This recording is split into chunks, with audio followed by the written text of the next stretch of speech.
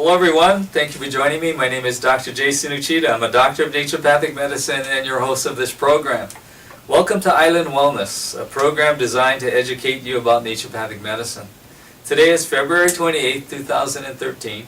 I graduated from the National College of Naturopathic Medicine in Portland, Oregon in 1988. I've been practicing naturopathic medicine in Hawaii for the past 24 years. Naturopathic physicians are licensed in the state of Hawaii as primary care providers, just like medical doctors. We have another can't miss program for you today. Today's guest was virtually bound to a wheelchair because of MS. According to science and medicine, multiple sclerosis cannot be cured. In August of 2009, Ron wheeled himself into my office, struck down in the prime of his life with MS. 1.5 years later, he's able to walk without any aid. Stay with us to watch Ron walk into the studio and tell his incredible story of beating multiple sclerosis with naturopathic medicine. We'll give you the details about multiple sclerosis in a few minutes.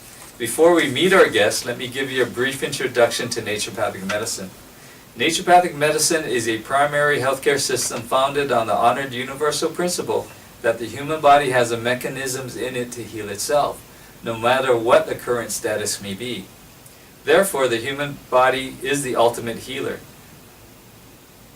Furthermore, a physician's true role is to support this process by using modalities of treatment that work in harmony with the body's natural healing ability.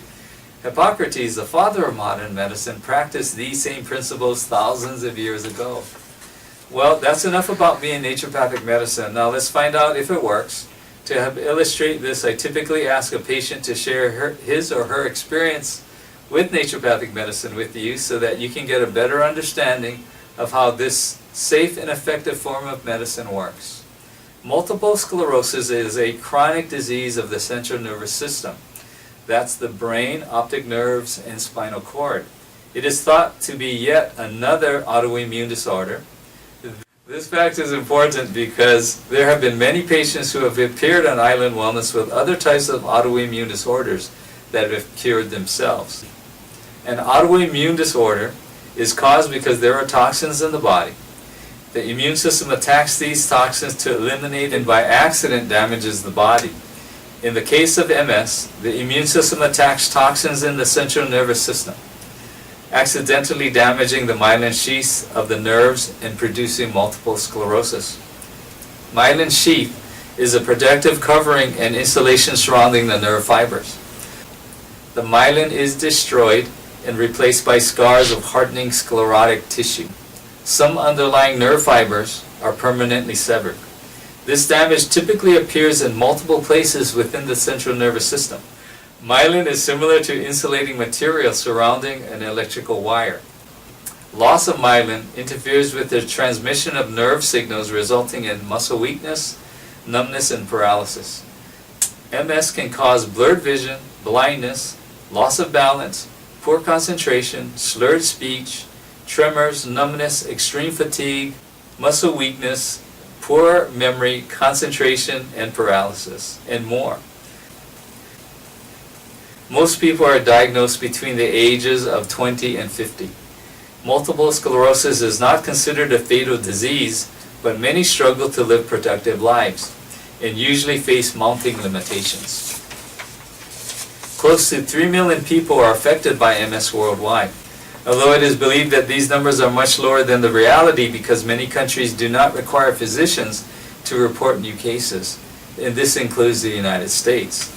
Severe cases of MS can shorten life, but is rarely fatal.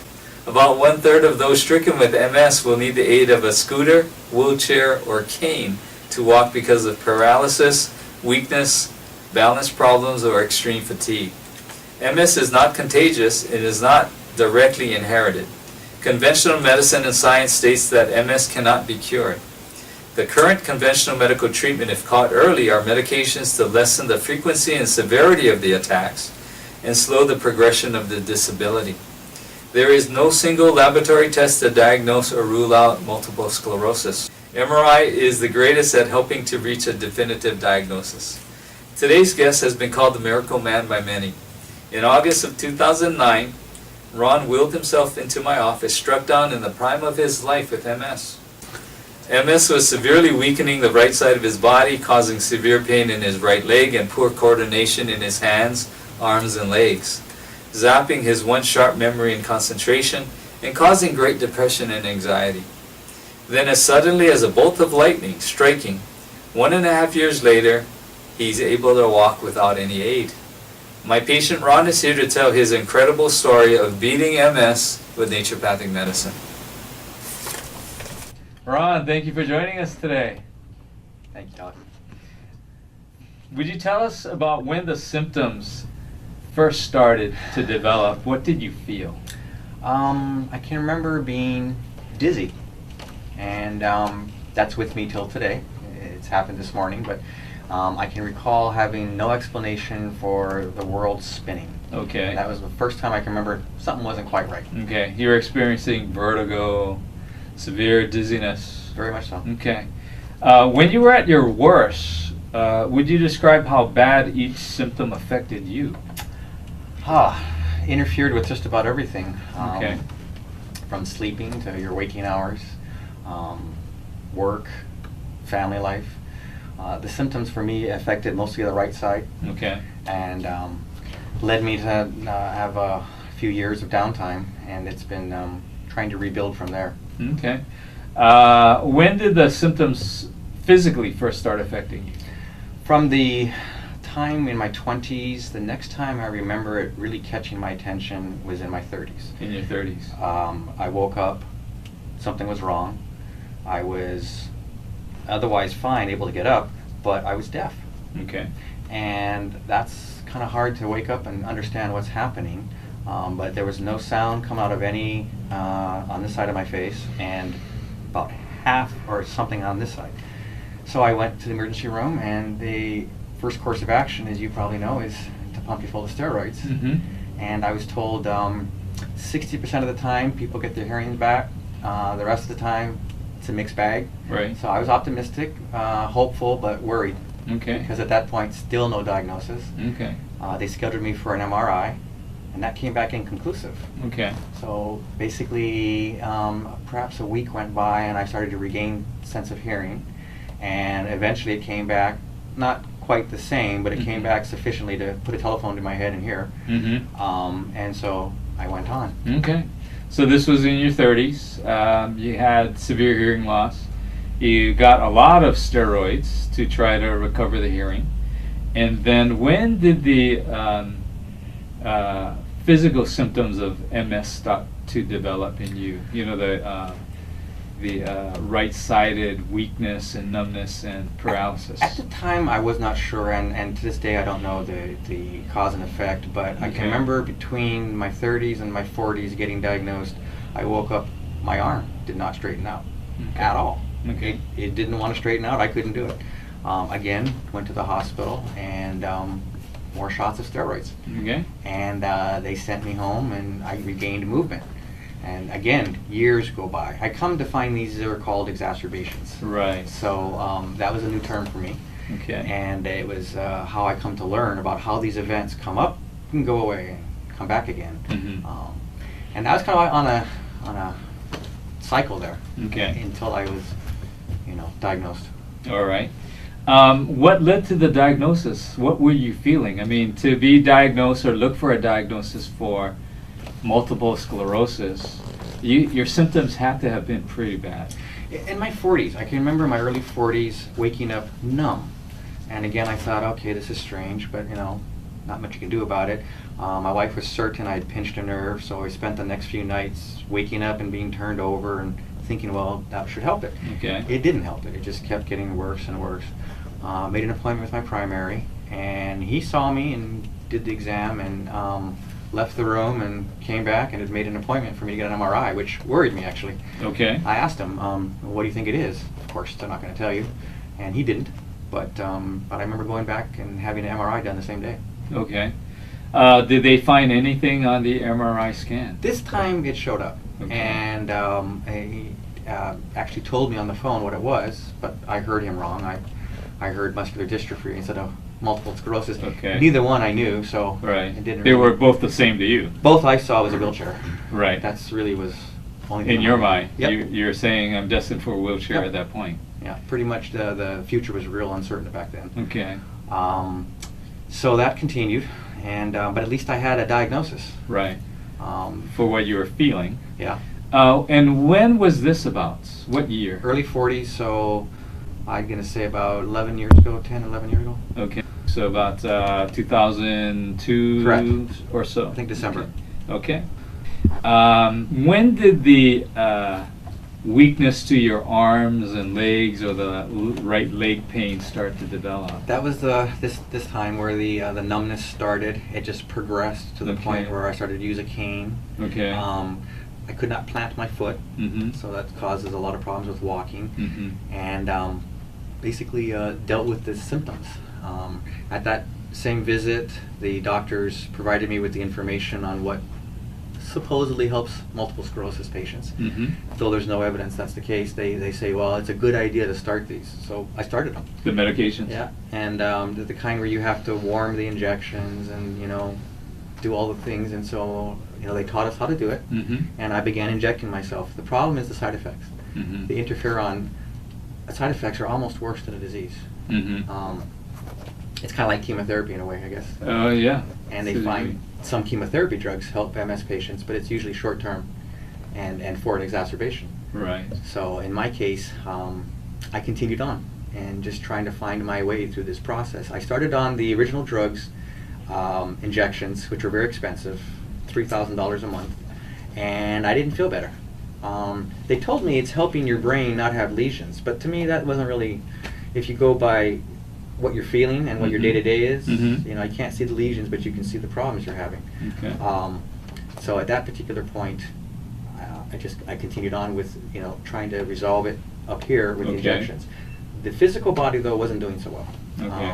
The interferon, I lost my appetite completely. Mm-hmm. I lost, from the high, I probably lost 35 pounds. Okay. From 155 or something. Okay. Went down. I think when I saw you, I was at 120 or something. Around there, yeah. Yeah. Have you gained any weight back? I'm since? 138 last time I Okay, checked. very good. So, yeah. Yeah, you started out with me actually just below 120. Yeah. See, I forget that. Mm-hmm. But yeah, that was a bad time. Mhm. And then food wasn't helping me because I wasn't eating the right food. Yeah. You know. You're eating the average American diet. Oh yeah, Yeah. yeah, you could say that, and probably worse. Because it Okay. didn't matter. You figure, well, you're diagnosed. Oh, okay. No one told me food could be part of your recovery or your wellness. Or your disease. Right. Let's talk about, you had mentioned when you heard muscular dystrophy, multiple sclerosis, in your mind you pictured wheelchair. Mm-hmm. But after that, you started to try to help yourself, right? You were going to the medical doctors regularly, getting the treatment.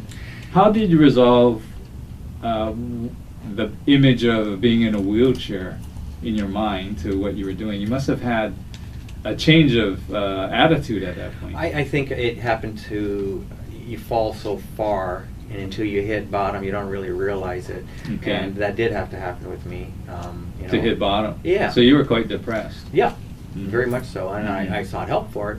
But the success you can measure, I'm having this conversation with you. So in that sense, yeah, I'm very successful. Mhm. But I think I could have done things to help myself through it much better. Much better. Yeah, Mhm. and deal with it better. Right.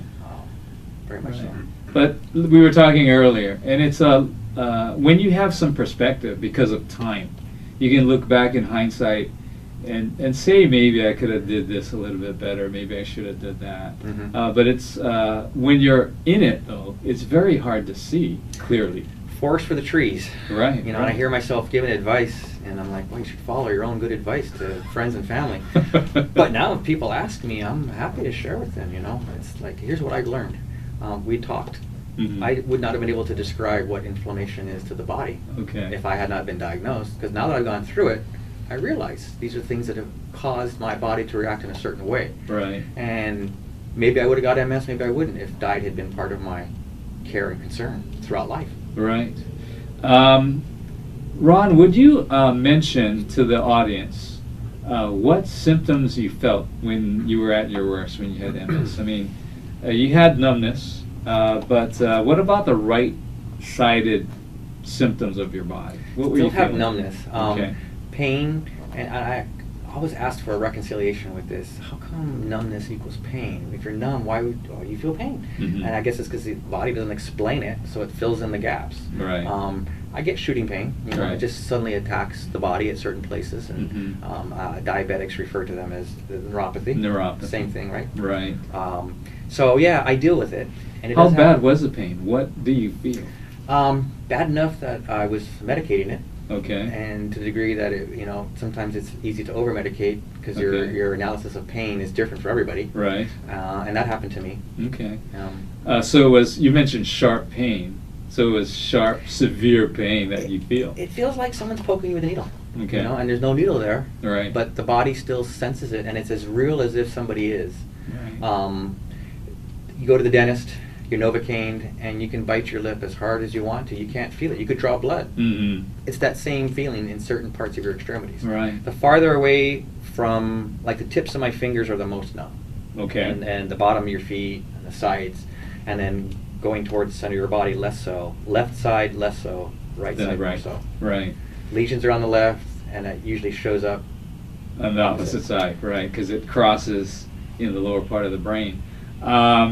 You mentioned you had an MRI done, and the audience is probably looking at the MRI now or a little bit before right now.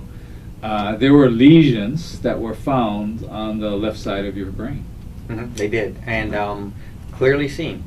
And those were what I kind of like started with, and at times they would not get better. Even though I was doing the prescribed medications, it didn't appear to me like the lesions were either getting smaller or affecting me in a way that you'd want to continue on with the medication. Okay. It wasn't I evident see. to me that it was doing any good. Okay. I felt worse. Oh, with the medications? Yeah, I did. Okay. Besides the pain and the numbness, you also had difficulty with your extremities, right? Because they were weak.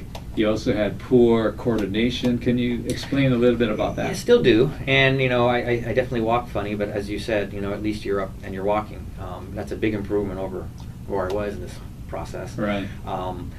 I guess I've learned to deal with the messages coming across. They're not what I would expect.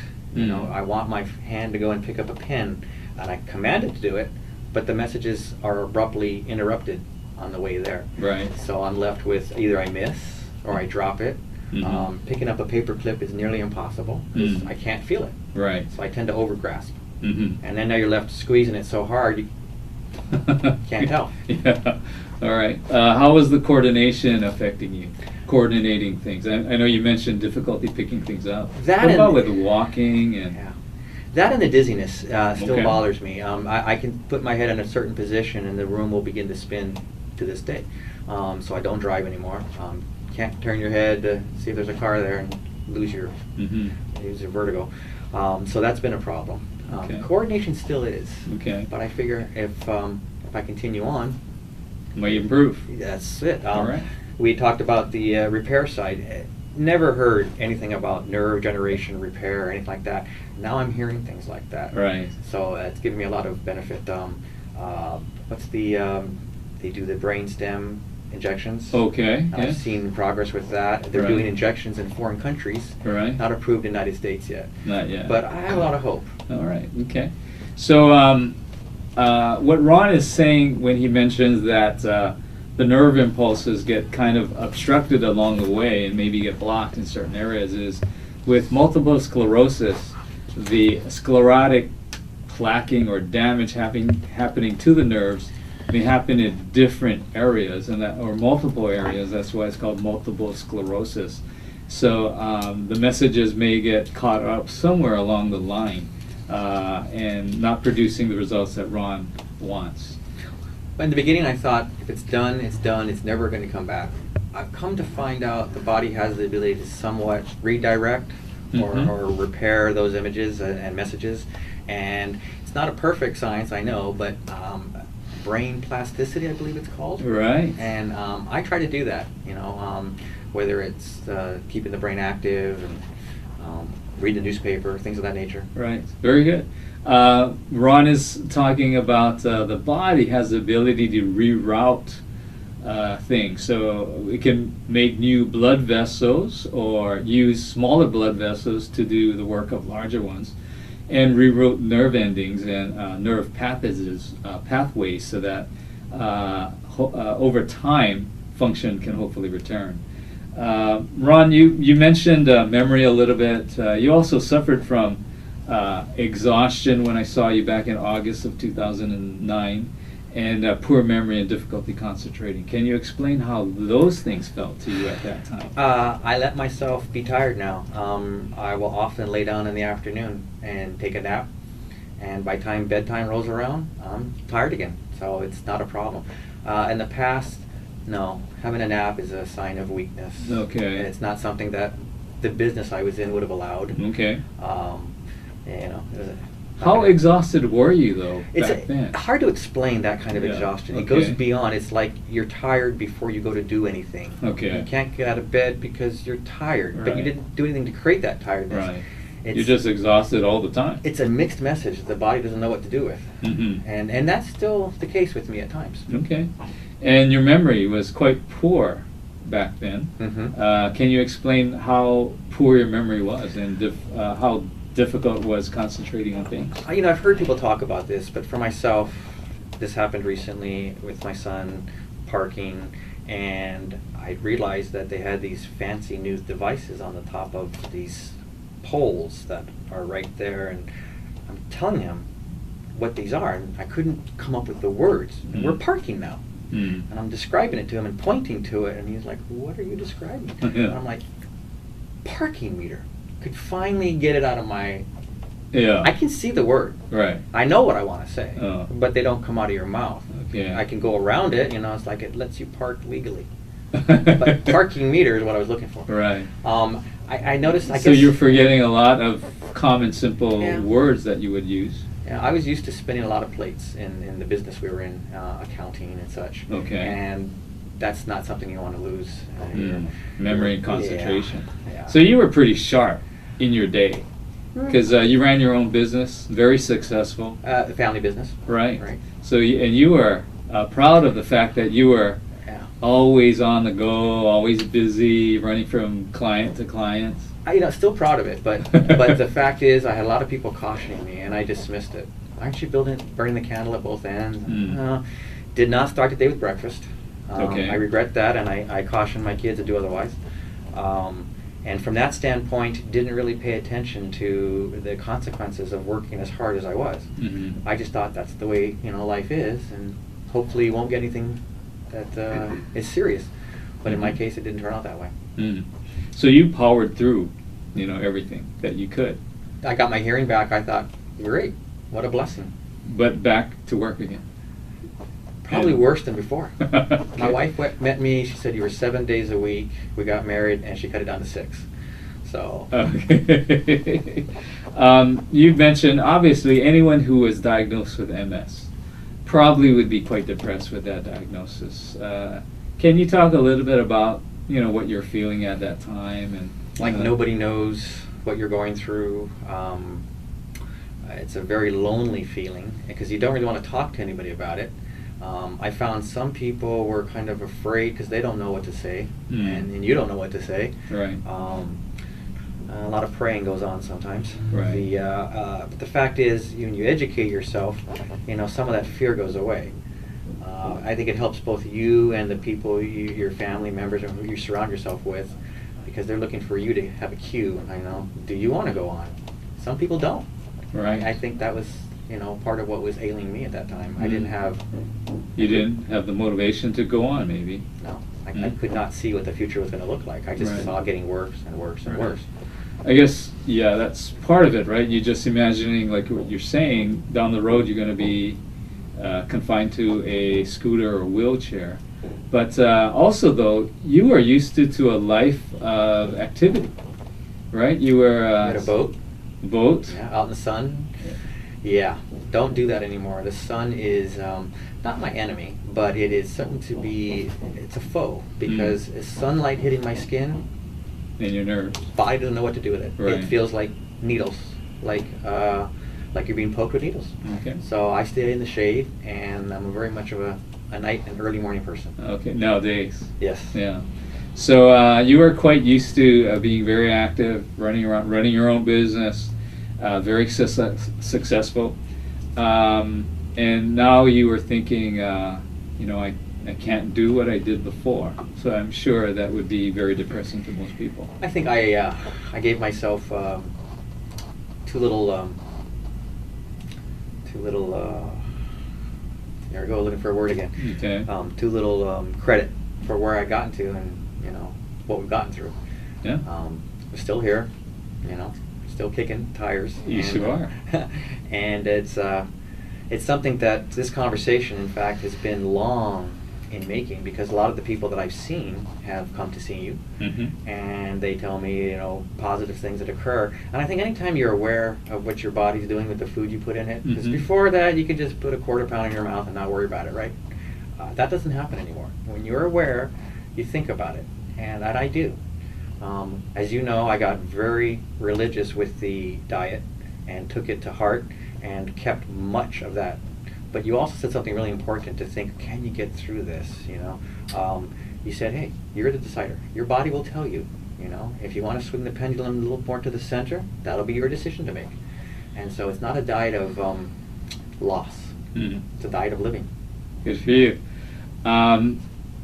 So obviously, we're starting to talk about treatment now, but you know, you were diagnosed with MS with technology, right?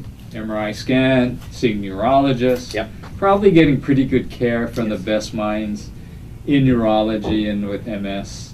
And then you walk in to see me in August of 2000. I shouldn't say walk in to see me. You actually wheeled yourself in on Yeah. a scooter in August of 2009. And I told you the treatment was going to be a diet change. What did you think of that?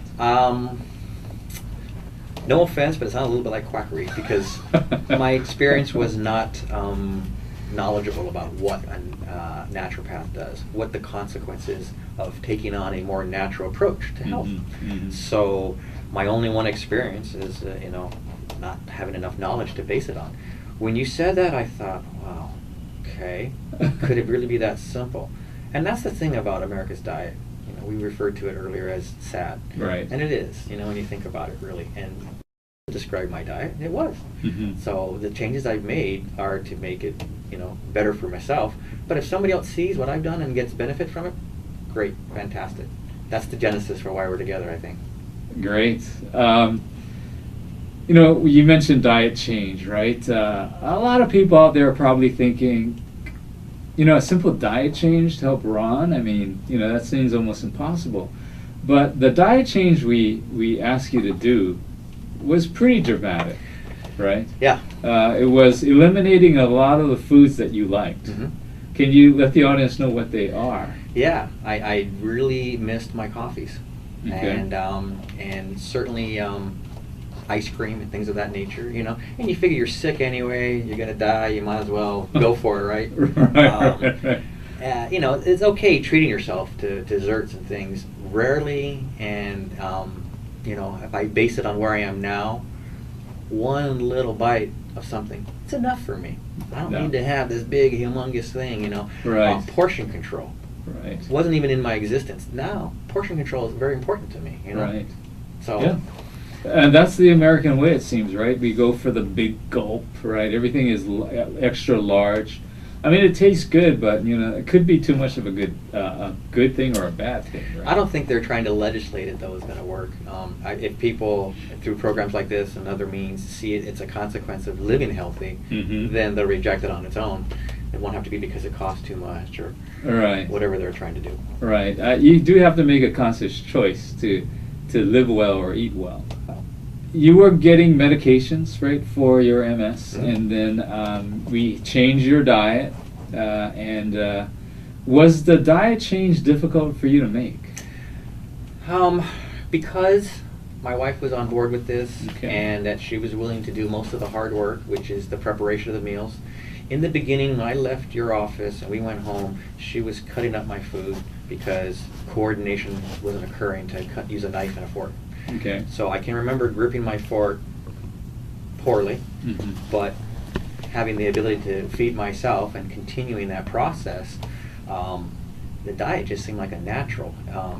But she picked up a lot of the effort. You know, you have to shop, Right. you have to prepare, you have to Right. plan ahead, you have to thaw things out. You can't say at 7 o'clock, oh, I want to make dinner. It's something you have to get ready for and prepare. Right. And it's something that's proven to work for us. Right. It does take time It does. to eat well. Mhm. And Jason, who we filmed a Who I couple of saw. days ago, who you saw, had mentioned that it will take time for you to be healthy and to eat well. Would you mention how you came about finding me?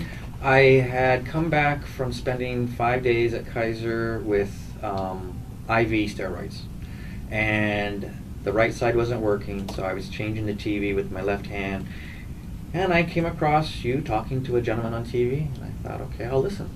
And what was said, I can't recall, but it caused me to stay on that station and listen to the conversation between the two of you. And I'm thinking, can that really be the case? You know, can it be that simple, just changing the way you eat? I think that was a Saturday, and if I'm not mistaken, I was in your office on a Monday. And so I was interested, I was encouraged. You know, I didn't know what the future was going to hold. I just, you know, come away from 5 days of steroids. In that room, people sitting next to me and around the room, Mhm. I think every single one of them had some form of either cancer or diabetes, or, you know, was on dialysis for some reason. Okay. All receiving chemicals. Mm-hmm. And how nice it would be if the chemicals came from food, Right. not from man-made compounds. But that was an incentive too, being in that room, to not want to be there again. Mm-hmm. Before we move further, I wanted to just go over some of the medical doctors you went to see, because, you know, being diagnosed with MS, a pretty severe neurological disorder. Obviously, you see neurologists, but who else did you see? Physical therapists? Physical therapists, primaries, behavior people to deal with the consequences of upstairs. Mm-hmm. Also, the MS Society played a large role. Certainly they're not doctors, but they are very versed because they deal with people every day for this, so they were very helpful. Yeah, the care I got was outstanding, because the system is set up to support you once you were diagnosed. Once I knew what it was, up until that point, nobody could tell me. Okay. Through hearing loss, through frozen extremities, or whatever was going on, Right. I had never heard anybody utter the words or initials MS. Okay. You were getting pretty good care. I think so. Appreciate the fact that he's giving me the ability to make decisions in my own healthcare. Okay. That's not every time something you'd expect, but it's a dual-edged sword, because when you're diagnosed, you are given the choices on what drugs to start on. You're not told, hey, this is what I want you to go pick up at the pharmacy. Okay. You go home and you read and you understand and you talk to people and you go, well, based on that, I'll try this one. And they were called the ABC drugs. Okay. So I started off with the A. I Mhm. figured it's been out the longest, I'll start with that. Okay. That turned out to have the most consequences in terms of side effects, but that's where I started. Then I went to the B, then I went to the C when I couldn't get, or when I had a worsening MRI. And I tried them all, but at this point, you know, Mm-hmm. not on injections. Right. And I guess none of the medications were meant to cure you. They're not there to give you relief. Right. They're No. just meant to help you deal with the symptoms that you have. The theory was it prevents the scarring. Okay. I think I can do an equal and better job by preventing the inflammation on my own, learning what I've learned, you Mhm. know, and that I got educated, I guess. Okay. So the medication is given to you to try to cease the progression of the disease. The injections were. The pill forms I was taking were symptoms only. Okay. You know, you wheeled yourself into my office that Monday in August of 2009. You know, a lot of people, they look at you now, Ron, and they probably can't imagine you being on a wheelchair, but when I saw you, the MS was really taking hold of you. You were losing a lot of strength. You were A lot of weight. slouched off to one side because you were losing strength and coordination. You're having great difficulty moving your arms and your legs, obviously. Do you want to talk a little bit about that? How Yeah. it felt at that time? And It was frustrating, and it still is to some degree, but it's also encouraging when I see someone and they look at me like, that can't be the same guy. And I'll have people that will come around the corner almost like take a second look. they expected not for me not to be here, you know, kind of like that's what I expected, so why wouldn't they? And and while I still am, You know, it's nice to be able to make a difference in somebody else's life. Right. So there have been people who have been diagnosed, and since I'm an MS ambassador, which means I'm willing to talk to people who've been diagnosed. Okay. There's the problem with that sometimes. The one gal that I saw said, "You scared me." I've seen her since, and she said, "You know, you looked really bad." So I got, what business did I have going on talking to people? When you were in the wheelchair? Yeah, this is an '08. Okay. So, okay. And I imagine, yeah, I did. I probably looked pretty horrible. Yeah, you were looking like it was taking hold of you. I Yeah. mean, you looked like what people say. People look like who have muscular dystrophy Mhm. or MS, right? Felt you like were, it. You were in the wheelchair. You were struggling in the wheelchair. Yeah, it was an unhappy time. Yeah, Really I'm sure was. you don't want to look at that, but the good part is that you were mentioning a lot of people that you see now who had seen you when you were in your wheelchair. A few of them have referred people to come in and see me, or they have come in themselves. And they refer you to as being the miracle man. I know you don't like that term, but they know how bad you were. You were in the wheelchair. You weren't. You were really struggling to get around, and look at you now. You're up and walking. Yeah, and you're right though, and I worry about that because I realize tomorrow I could wake up and have something else missing. I'd like to think I'll deal with it better and differently, and it won't be as devastating as it was, you know, going around it the first time.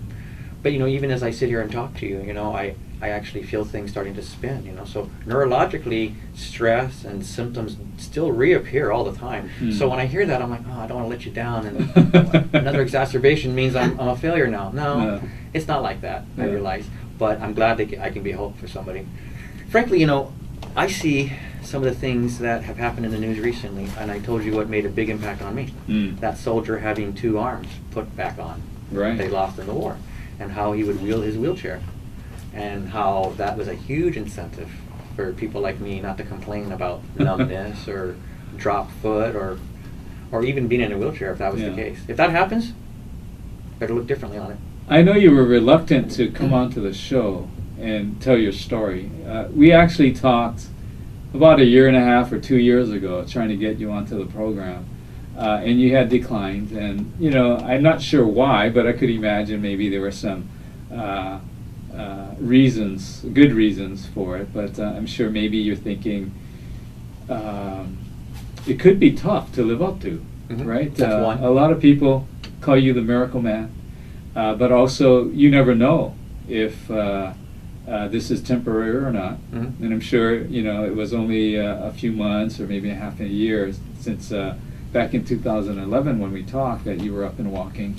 Now it's about 2 years later. You have more history behind you and you're still doing well. Well, about the same time too, I guess to put it in context, my brother called me and indicated that he had a bad test and that things weren't looking so good and that he would be fighting a battle with cancer. And his comment to me was, you know, probably not a bad idea to get yourself right. And so my wife and I ended up pursuing a different avenue in life than we had the first 25 years.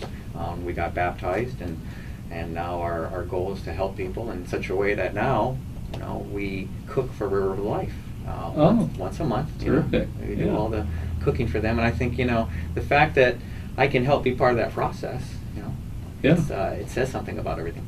Yeah. I know we both feel the same way about you being on the program. It really offers people hope, right? And that's the main reason why you're doing it. Mainly. Well, and I also heard from a few people that went, you know, you are an inspiration to some. Despite, if you have an exacerbation tomorrow and you're back in bed, that's not meaning that you haven't had successes. And the gentleman I saw on the TV that day, I understand, is still doing well. And, you know, who's to say we wouldn't be here if you hadn't been around going, think about it differently. Wake up to a new way of eating and dealing with food. Nobody had stopped to talk to me in that regard. Would you share with the audience what foods you are eating now and maybe which foods that you used to eat a lot of before that you're not eating so much now? Never did breakfast. That was my downfall, I think. That was a real bad circumstance I let go on. But the fact is now I enjoy a hearty oatmeal with all the fixins, as they say. Big on fruits, apples. The apple a day thing really worked for me. I've taken green tea as to be my beverage of choice. Mhm. I prefer that. I'm big on teas now. I have since regained my desire to drink coffee in the morning, so I do that, and that helps me. It helps me with the motivation and the drive, right, to keep me Mhm. perked up. Right. But not like it was in the past. I think coffee for me back then was a food group, and that's not the case. So you basically lived on coffee to get you from place to place. I think so. Any other foods that were popular in your diet back then that Oh. you decided to cut out? White rice, big time, right? Mm. But no, a brown rice guy. All right. And I find restaurants are really there now. Zippy's every place. That's right. No problem, no That's big right. deal. Salmon, fish, vegetables, things that, yeah, I could go for it, but this diet brought it about as making it, focused right here in front of you. Mhm. This is like, it's better than taking a pill or an injection. It's food, and it's That's right. real. It's not man concocted. That's right. Back when I saw you first in August of 2009, Ron, and I told you that food was going to be your medicine, and now you're walking. What would you want to say about that? And I would say two things. One is I don't know that if right then and there I believed it. I had to see things take place. You were certainly convinced it was going to be. That helped me. Anytime a doctor's convinced, that helps the treatment go through, right? So from that standpoint, that had a lot to do with it. Okay. The diagnosis my brother went through, and I can't fail to mention our dog. 13 years old, healthy as all get out, does not eat table scraps. Mhm. Doesn't do it. Mhm. He's only had good, healthy dog food and acts like he's a puppy. And it was about this time that my wife broke her foot and was in a cast, and it was up to me to walk the dog. So I took my scooter, and me and the dog went out. And it's translated from the scooter into the cane, and then stumbling, walking, and to what I do now, which is every day he gets walked by me. Can you give the audience a chronology of the events of that? I saw you in, let's say, August 2009. You were in the wheelchair or the scooter. When did you start using the cane, and when did you start walking? Actually, right away, because I used them at that time at the same time. Also, right? okay. Yeah, because you should go out one or the other. Right. So in that standpoint, but I would say the diet does two things. It cleans you out. It makes sure that you feel healthy and your body responds to that. So you do feel differently. You use the bathroom differently. Your life takes a different course. Mhm. And that makes you feel better. But into real notice to what you're talking about, I'd say a year and a half. Right. And that's when I started to, okay, well, that's the safety zone. Now, Dr. Uchida said I can reintroduce certain things. And that's what I did. Mhm. Where if you go out to dinner, no dessert. No, it's okay. You go ahead. But now I would take a bite. Okay. And I don't have anything myself. I want to split it with somebody. Right. 1 or 2 bites is all I need. So your diet isn't as strict today as it No. was back then. Mm. Right. Once you get better, you can open up your diet a little bit. When you were starting to feel better and you were starting to walk on your own, what were you thinking at that time? Amazing. Yeah, amazing. I wish I'd been, exposed to this prior to it. Mhm. I've been to chiropractors over the years. I've never had acupuncture until this started, but I had one acupuncture session. But I was reaching out for something, and this was the first thing that was actually working. Prior to this, the injections weren't working. They made me Right. feel worse. The MRI said, well, not getting better. And I probably mistakenly felt that injections were to make the lesions go away. They don't go away. They're Right. there with you for life. Right. So my trick now is to stop any further inflammation. Mhm. What's happened. I can't do anything about. Mhm. What I'm left with, and will pass away with. But to prevent further damage is my goal now. Okay. And that's the goal, I think, of being on here, to answer your other question. Okay. So Ron, you were saying that your ability to walk today is amazing, and that's why a lot of people refer you to the Miracle Man as the Miracle Man, because like and they probably know, if you're diagnosed with MS and you are in a wheelchair, you're basically bound to that wheelchair usually for the rest of your life. A lot of my friends are. Yeah. And they asked an interesting question of one of the gals who had been in for 3 decades plus. And she said, she was asked, does it bother you when you see somebody else with MS walking? And the answer, I was happy to say, is no, it doesn't bother her at all. I'd like to think it'd be the same for me. Just because I may be feeling good now, but something may happen, I would like people to have this benefit that I had. And not just for MS, but for anything. Have you talked to your physicians lately? Your neurologists? They're very happy. What are their feelings I about had my your recovery? 50-year checkup, and the comment was, whatever you're doing is working, so keep doing it. And that's how I felt all along. They've really given me the decisions on my own to make my own healthcare choices. So from that standpoint, very much of a partnership. And I appreciate that. I was fortunate, like you said, good doctors, head of neurology, people who know what they're doing, and have patients who have what I have. But I think, and at least I hope, that that my progress, makes them happy as well. I'm sure it does. Do you want to mention your doctor's names? I mean, it's going to be a positive thing for you. I know you see the head of neurology. No, I've been very fortunate. I got into see Dr. Pang early on, and a lot of the MS patients have him as their doctor, and he's the specialist here, and has been through a lot of people, and a lot of the people he sees are not in my situation. They're a lot worse. Does Dr. Pang know what you've been doing? Oh yeah, very much so.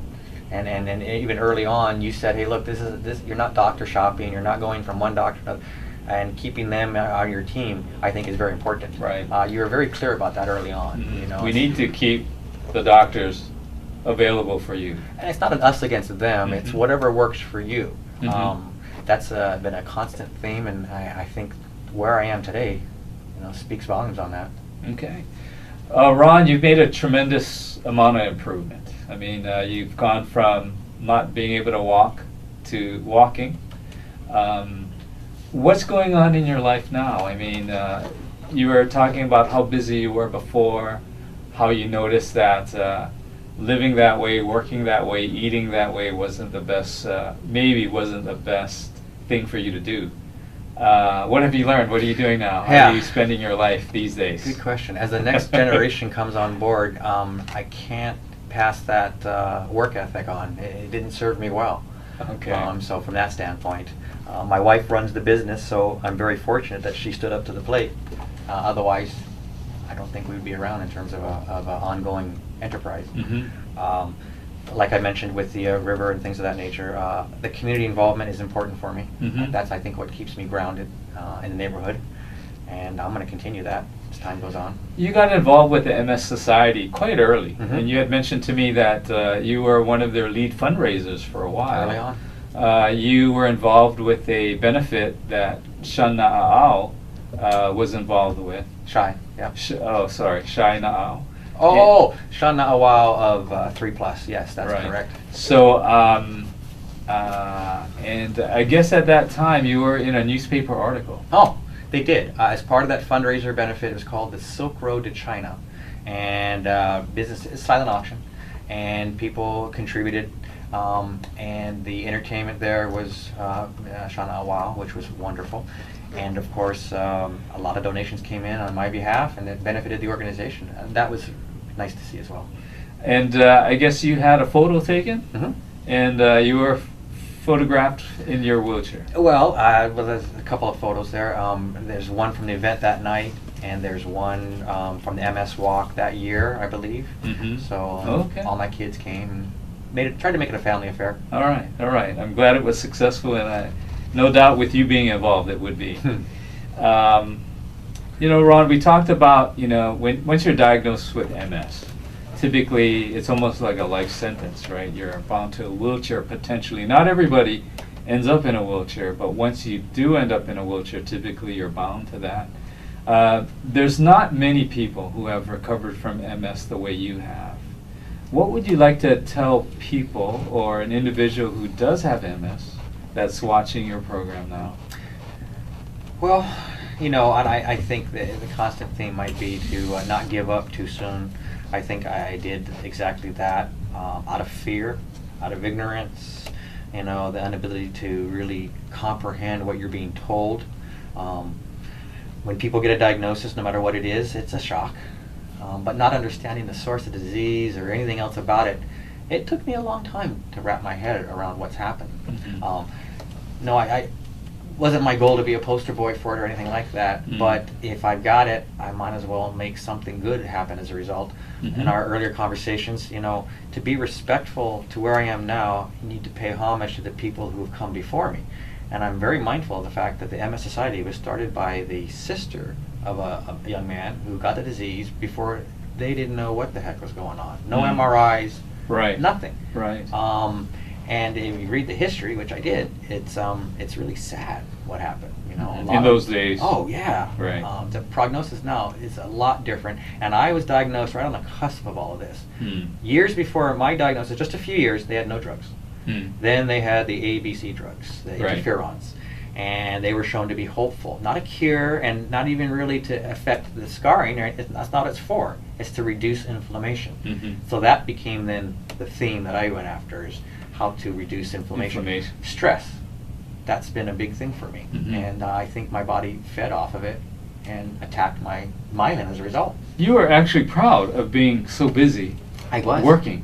I remember right? the guy I looked up to was the CEO and got by on 4 hours of sleep a night. Wow, what a wonderful thing. And you tried to emulate that. I did a very good job of it. I fell asleep at my desk probably 6 nights a week. Oh my gosh. Not good. Right, right. So your life was your work at that time. It was. Yeah, It yeah. was. I mean, it's a good thing. I mean, you were very successful. But today, your life is More balanced. more balanced. Yeah. I guess you're sleeping longer. And smoothly, and I've been very fortunate in that regard. I go to bed now at the set time. Prior to this, I did not when this happened, but now I'm in bed by 9:30 Very and good. up at 4:30. Not because I have to be, because the alarm's going off, but because my body wakes me naturally, Hmm? and I'm ready to get up. Right, with the sun. Yeah, and I very much enjoy that. And the dog likes it too. I'm sure he does. Would you mind sharing with the audience your thoughts about naturopathic medicine? I'm sure the first time you came in to see me, you had no clue what naturopathic medicine was. In fact, you mentioned Ignorance. quackery, No, ignorance. Absolute ignorance. not knowing what naturopathic medicine was. Not even close to What it. are your thoughts about naturopathic medicine now? That it should really be, you know, go hand in hand with the physicians that we have that help us, you know, stay well. Mhm. Nobody brought it to my attention how poor my diet was. Just as I'm describing this to you, I'm thinking about one of the things I've had happen. I have trouble swallowing because Mm. of the muscles. And sometimes I feel like I'm gagging. You know, you have Okay. to chew really carefully, and Mhm. I bite my tongue all the time. It doesn't get out of the way quick enough. Mhm. But I remember I thought, oh, I have throat cancer. That's it. That's going to be what I have. Yeah. So the doctors, they take you in and you do the test and you do the barium swallow and everything, and they go, no, this is not throat cancer, but it's a fact, it's the MS. You know, so Right. things like. So I have to be a little more careful. Mhm. And going forward, that's what I'm going to have to do. You know, to different aspects of my life, out in the sun. Mhm. You know, it's good for not having skin cancer, but you know, you miss out on certain things too. Oh yeah, yeah. A lot of fun activities. We had a boat, and I missed that to a large degree, but I'm glad I did it when I could. Yeah.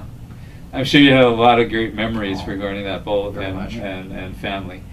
Yeah. You had mentioned earlier that you did have other symptoms along with the MS symptoms, such as poor memory and difficulty in concentrating. It sounds like you're pretty sharp today.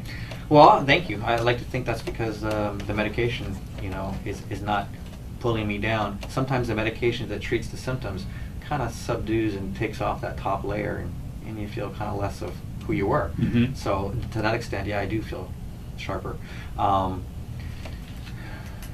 Did that answer? Yeah. Okay. Are you taking any medications now? A lot of patients, people want to know. Maybe this is all because you're taking some kind of medication. No, food is I think the most important medication. That's something that I really did not count on being in my corner at a time when I really should have. Hmm. It took me getting so bad that I was willing to be IV steroids. And to me, it's like, well, I can't move, go ahead. Right. I'd like to think if I'd had the information I have today, I would have made a decision to go, well, let's make a couple of decisions to change my way I eat. Yeah. You know, Ron, when you first came in to see me back in the 2009, when you'd come in for your follow-up visits, we'd go a little bit back and forth about the diet. I mean, the diet wasn't an easy change for you initially, but you've taken it on now. I mean, you really believe in the I diet do. has really helped you. In fact, you brought in an article today I did. regarding the Mediterranean diet. Would you like to share a little bit with the I did, audience 'cause about that and your feelings? I thought it's kind of amazing that we've set up the opportunity to meet, and then it's the study Eat Like the Mediterranean Diet, and as a result of that, I saw everything in there, and it was like I was meeting with you again. They were saying the things that I heard out of your mouth, and believing it was part of the idea that I could get better. Mhm. But then they're talking about this as well. It's something that's been found. It's been around for thousands of years. Mhm. You didn't really advocate doing anything differently than, as I recall you put it, my great-grandparents ate. And that's really no more mystery than that, is it? All right. It's an amazing thing. The human body can really heal itself, but we have to give it the opportunity to by not bringing in obstacles to healing. And the obstacles a lot of times is with our diets, right? The typical American diet, not very healthy for us. Do you have any opinion on the standard American diet? Well, yeah, I was going to mention that. It's called SAD, and Right. it is. And then you look at the rate of obesity and what the president and the first lady are trying to do as a result, and it's like, wow, is that necessary? Because it's gotten to this point. Mhm. People can't see it.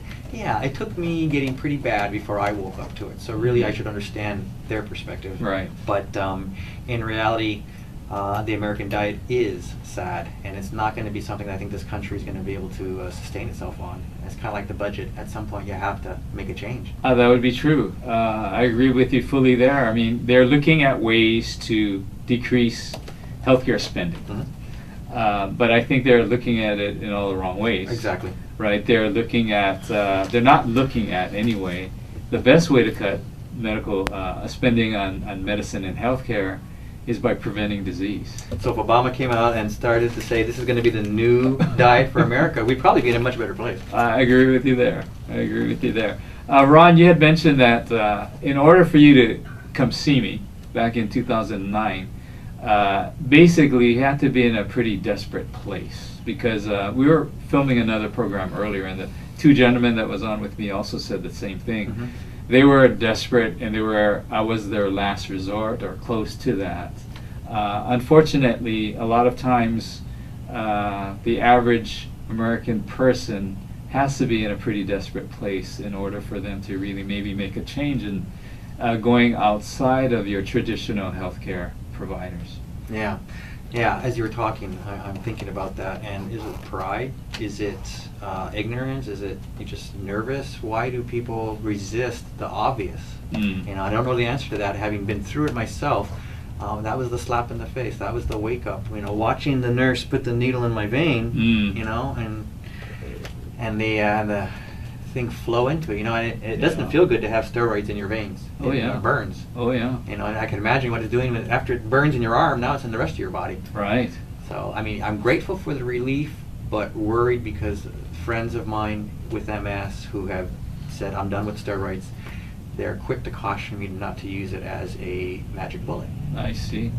It will eventually fail you because it's temporary. Right. And I didn't understand that in the beginning. I figured, yeah, you're cured now. No, it's not. It's just set aside. Right.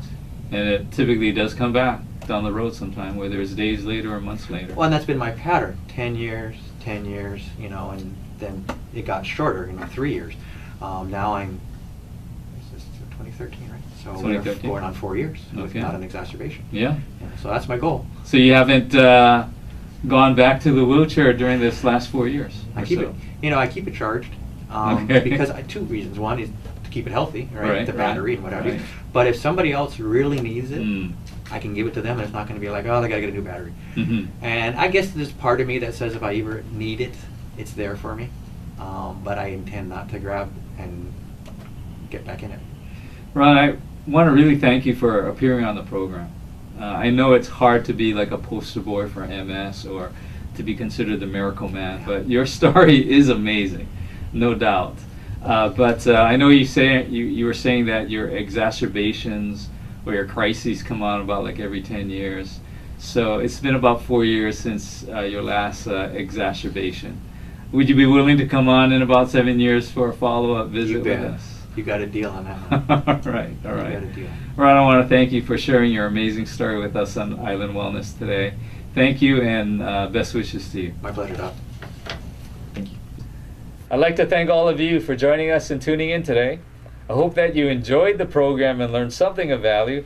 Our hope is that in these stories, they inspire in you the hope that true health is attainable, and you can have it whenever you are ready. Please continue to look for and tune into Island Wellness on Olelo Television. We have more incredible, heartwarming stories of people overcoming incurable disease and illness in the next coming months. Watch Ron tell his story of beating the incurable and disabling multiple sclerosis. Learn if Dennis can heal from one of the nastiest skin infections with only naturopathic medicine. And follow Jason's epic battle against the deadly genetic cancer, von Hippel-Lindau disease. My name is Dr. Jason Uchida. Goodbye.